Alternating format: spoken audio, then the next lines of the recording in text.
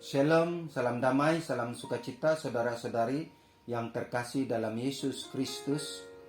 Kembali lagi dalam renungan santapan firman Tuhan. Pada kesempatan ini kita akan mendengar bacaan dan renungan kisah dari Injil Yohanes bab 13 ayat 21 hingga 33 dan ayat 36 hingga 38. Inilah Injil suci menurut Yohanes. Dimuliakanlah Tuhan. Setelah Yesus berkata begitu, ia menjadi terharu sekali. Lalu ia mengatakan, "Sungguh benar kataku ini, salah seorang dari antara kalian akan mengkhianati aku." Pengikut-pengikutnya memandang satu sama lain dengan sangat heran, karena tidak tahu siapa yang dimaksud. Pengikut yang dikasihi Yesus duduk di sebelah Yesus. Simon Petrus memberi isyarat kepadanya supaya ia bertanya kepada Yesus siapa yang dimaksudkan. Maka pengikut itu merapat pada Yesus dan bertanya, "Siapa dia, Tuhan?" Yesus menjawab, "Orang yang kuberikan roti yang kucelupkan ke dalam mangkuk, dialah orangnya."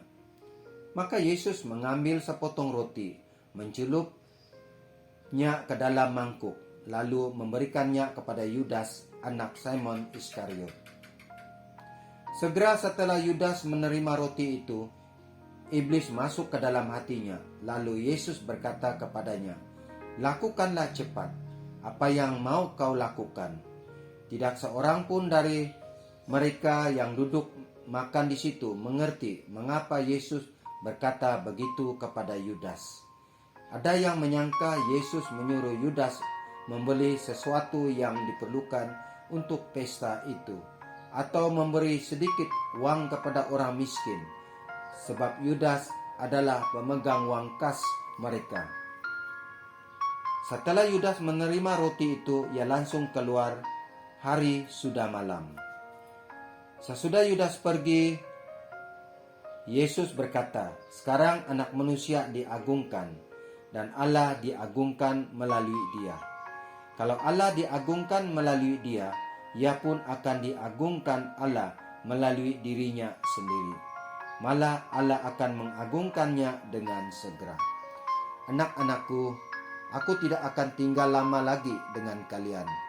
Kalian akan mencari aku, tetapi seperti yang sudah kukatakan kepada para penguasa Yahudi, begitu juga kukatakan kepada kalian. Ke tempat aku pergi, kalian tak dapat datang."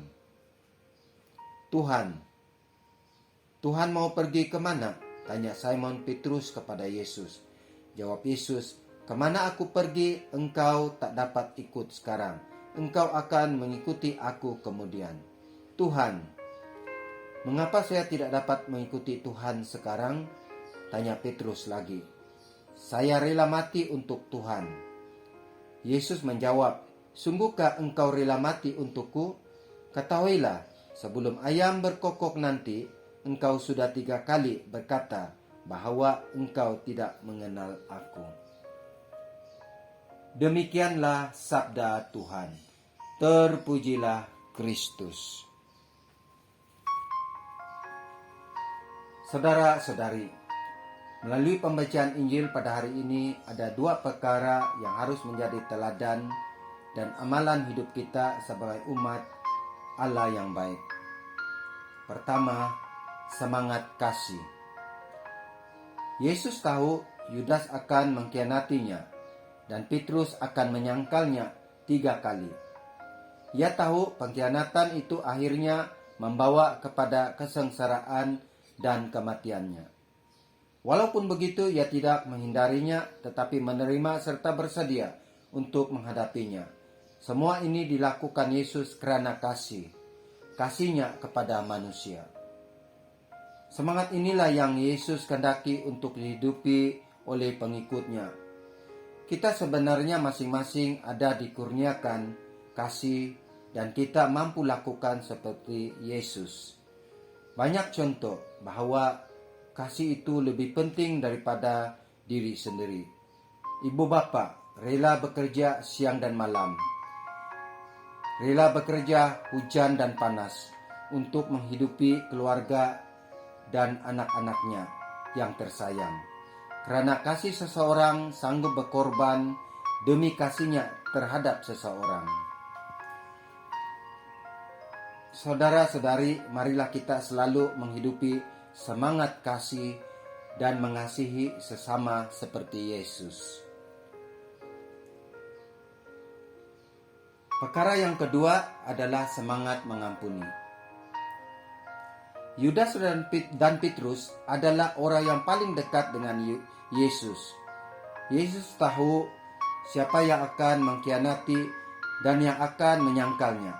Namun begitu, Yesus tidak akan menunjukkan sikap dendam terhadap mereka. Ketika seorang rakan kita mengecewakan kita, memang sesungguhnya sangat menyakitkan hati. Tetapi sebagai seorang umat Allah yang baik, kita hendaknya mengikuti teladan yang ditunjukkan oleh Kristus dengan tidak memiliki perasaan dendam. Saudara-saudari, dendam menjadikan hidup kita tidak tenang dan membuat kita tidak dapat berpikir dengan baik. Maka sebagai seorang yang baik, yang mempunyai semangat mengampuni, akan merasa sukacita dalam hidupnya, dan orang yang kita ampuni juga akan merasa sukacita yang sama. Saudara-saudari, semoga semangat kasih dan mengampuni akan terus hidup dalam diri kita masing-masing. Amin.